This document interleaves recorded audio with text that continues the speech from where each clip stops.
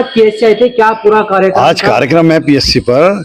ये स्वास्थ्य के संबंध में राष्ट्रीय मानसिक रोग का जो स्वास्थ्य ये शिविर लगा है। इसमें मोदी जी, योगी जी की सरकार ने जो बुजुर्ग हैं उनकी चिंता करना शुरू किया है। आज का देखिए, आधुनिक जमाने में बच्चों को पढ़ा लिखा देते हैं, बच्चे चले जाते हैं सब अपनी नौकरियों पर, दूर दूर प्रोफेशन में चले जाते हैं, माँ बाप अकेले रह जाते हैं। वो अकेलापन जो है, एकाकीपन माँ बाप को जो है वो विकसितता की तरफ बढ़ा देता है, वो डिमेंशिया जो बीमारी होती है उस तरफ बढ़ा देता है।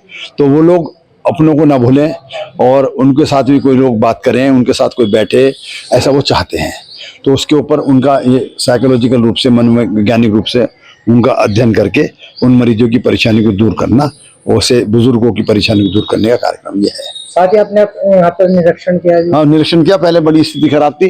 पहले किसी रिटायर्ड पुलिस कर्मचारी ने कब्जा कर रखा था पीछे की तरफ, वो हमने खाली कराया था। अब इसमें और कैसे विस्तार हो सकता है ये देखने के लिए मैं आया था। तो अच्छा मिला है? हाँ, बहुत साफ सफाई है और बहुत अच्छी तरह मेंटेन है। डॉक्टर साहब दोबारा से आ गए हैं, बीच में कहीं इनका स्थानांतरण हुआ था। तो पुलिस लाइन में पीछे जगह खाली है, ये मिल जाएगी तो इसके अंदर 5-10 बेड का व्यवस्था शहर के बीच में हो जाएगी। मानसिक स्वास्थ्य प्रकोष्ठ के द्वारा, जिला अस्पताल के द्वारा जो ये कार्यक्रम आज प्रस्तुत किया गया है, ये विश्व अल्जाइमर दिवस के रूप में मनाया जाता है 21 सितंबर को।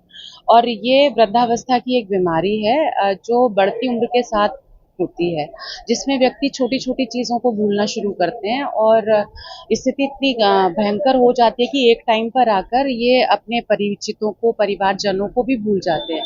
शुरुआत होती है कि जैसे चश्मा भूल गए, घड़ी भूल गए, और एक टाइम ऐसा आता है खाना खाया और भूल गए। और इसमें स्थिति ये बनती है कि सामाजिक एक जो अपमान की स्थिति परिवार वाले भी महसूस करते हैं और जो हमारा पेशेंट है वो भी महसूस करता है, क्योंकि वो सिर्फ भूलता है, उसका इंसाइट पूरा रहता है। यानी कि अगर उसके साथ आप कोई दुर्व्यवहार करते तो उसकी समझ उसको पूरी रहती है। तो ऐसे में उसकी जो भावनाओं को ठेस पहुंचती है वो बड़ी गलत होती है। तो मैं यही अपील करना चाहूँगी कि वो बीमारी की वजह से भूल रहा है, और कोई पड़ोसी आया, कोई व्यक्ति आया, अगर वो कह रहा है कि पूछा किसी ने कि ताऊ जी आपने खाना खाया क्या, उसने कह दिया नहीं मुझे तो खाना मिला ही नहीं 2 दिन से, तो मैं यही कहना चाहूँगी कि उसको आप अपने ऐसा ना समझें कि वो आपका अपमान कर रहा है, आपकी बेइज्जती करने की कोशिश कर रहा है। उसकी मानसिक स्थिति ऐसी है जो बहुत कारणों से होती है।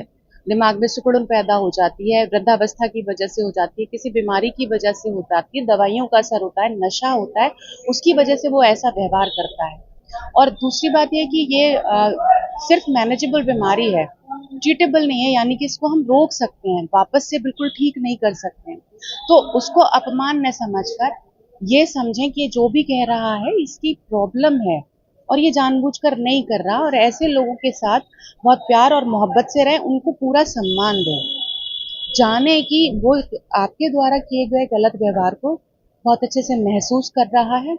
और अल्जाइमर के जितने भी पेशेंट होते हैं, देखा जाए तो उनकी जो मृत्यु होती है अधिकतर डिप्रेशन की वजह से होती है, क्योंकि अकेलापन और अपमान की भावना, इनएक्टिविटी, वृद्धावस्था में शरीर कार्य करने के लायक नहीं होता, दिमाग काम नहीं करता है, उनको पता होता है, उनको ये एहसास होता है कि अब वो किसी लायक नहीं है। यही भावना उन्हें धीरे धीरे डिप्रेशन की तरफ ले जाती है, और डिप्रेशन की तरफ ले जाने की वजह से वो अब एक गंभीर अवसाद में जाने की वजह से वो अपने प्राण त्याग देते हैं। ऐसे लोगों को ज़्यादा से ज़्यादा प्यार, समर्पण और देखभाल की ज़रूरत है। तो मैं सबसे यही अपील करना चाहूँगी कि वृद्ध जो व्यक्ति हैं वो हमारी ज़िंदगी का पिलर हैं, उनके महत्व को समझें, उन्हें पूरा प्यार सम्मान दें और उनकी देखभाल करें। नमस्कार, मैं डॉक्टर कमलेंद्र किशोर हूँ, मानसिक उद्योग विशेषज्ञ, जिला अस्पताल मेरठ में। आज हम लोग यहाँ पर यूपीएससी पुलिस लाइन में एक जागरूकता कार्यक्रम आयोजित कर रहे हैं जो डिमेंशिया और अल्जाइमर्स को लेकर है। ये आज के टाइम में डिमेंशिया एक बहुत बड़ी समस्या है। वर्ल्ड वाइड करीबन 6 से 8 करोड़ लोग इस बीमारी से पीड़ित है, और ब्रेन के डैमेज होने की वजह से, ग्रेजुअली दिमाग की कोशिकाओं के नष्ट होने की वजह से ये धीरे धीरे याददाश्त की कमी होना, सोचने समझने और व्यवहार में बदलाव आना, और एक दिन जैसे जैसे बीमारी बढ़ती है मरीज़ एक तरह से हैंडीकैप्ड हो जाते हैं, क्योंकि ये मरीज़ ऐसे हैं जो अपनी भावनाओं को व्यक्त भी नहीं कर पाते हैं, हम चीज़ों को सही समझा नहीं पाते हैं। ऐसे में सोसाइटी और परिवार का सहयोग बहुत ज़रूरी है। इसलिए हम लोग चाहते हैं कि लोग जागरूक बने, स्पेशली उनके बच्चे हैं और सोसाइटी, ताकि ऐसे लक्षणों को हम जल्दी पहचान सकें और सही टाइम पर इलाज के माध्यम से, व्यवहारिक इलाज के माध्यम से, काउंसलिंग के माध्यम से हम उनको जितना बेहतर ज़िंदगी दे सकते हैं वो दे पाएँ।